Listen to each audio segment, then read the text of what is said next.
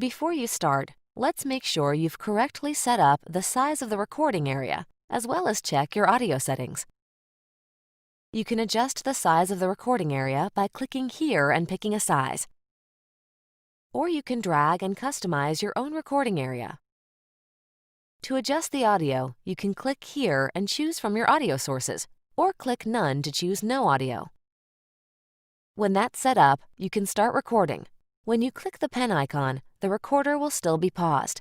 You can either start recording as you draw, or you can choose to draw, then record, so your drawings show from the very start. Let's show you an example. We want to show you a quick text title while we talk over an intro on your recording. Let's use the text tool and add some text. When you are done setting this up, you can click Record to start recording.